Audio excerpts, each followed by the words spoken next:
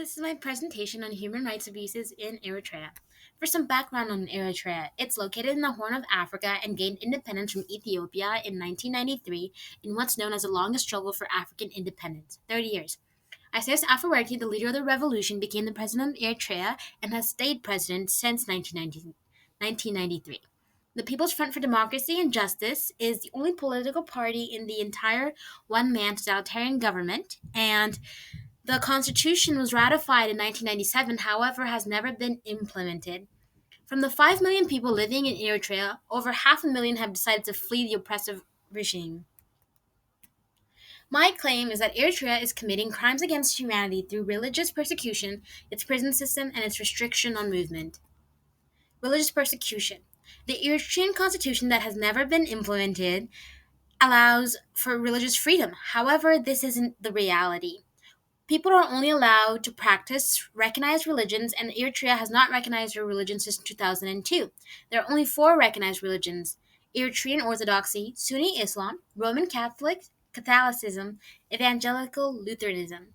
However, even these recognized religions are not safe. The Eritrean Orthodox Church leader is imprisoned, and Evangelical Lutherans are regularly arrested and tortured. This goes against Article 18 of the Declaration of Human Rights, which states everyone has the right to freedom of thought, conscience, religion.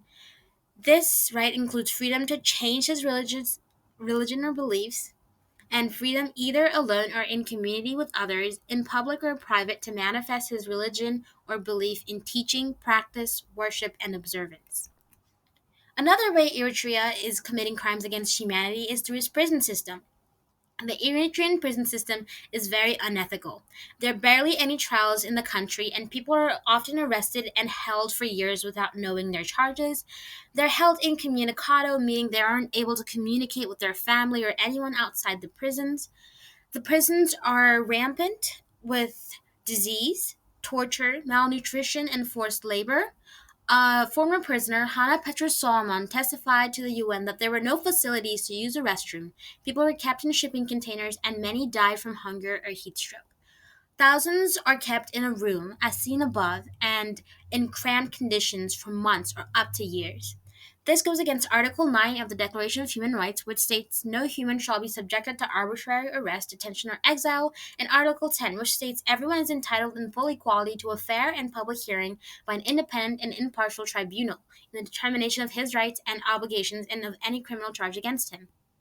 And lastly, Eritrea violates human rights through its restriction of movement. People aren't allowed to leave the country. This is due to the compulsory military service, which goes on for an unspecified amount of time. People are often injured or shot trying to cross the Eritrean border and are brought immediately to prison with no medical assistance. And many who leave and try to come back are imprisoned. Those who are deported back to Eritrea are also imprisoned immediately upon arrival. However, despite all these dangers, many Eritreans try their best to leave the country. This goes against Article 13, which states everyone has the right to freedom of movement and residence within the borders of each state. Everyone has the right to leave any country, including his own, and to return to his country. Visas are rarely given to anyone under 50 in Eritrea. The Eritrean government has said that these claims are unfounded and false. When PBS, for its documentary Frontline Escaping Eritrea, presented smuggled images and footages to the Eritrean government, they stated they had seen fabricated stories before. The UN sent an inquiry commission to Eritrea. However, when the inquiry commission returned with proof of human rights abuses, Eritrea stated, I quote, that the UN was just trying to put another African country in front of the International Criminal Court. Supporters of the Eritrean government state that the West is intimidated by Eritrea because it's the only African country independent from Western aid. And the Eritrean government has stated, I quote, that all allegations of human rights abuses are atrocious. However, they are not false. Many Eritreans have escaped Eritrea and have brought with them their stories and their photos to demonstrate their plight, and many are worried for their family members back in Eritrea. We as global citizens must encourage the international community to keep putting pressure on Eritrea to do better and to investigate these allegations of human rights violations.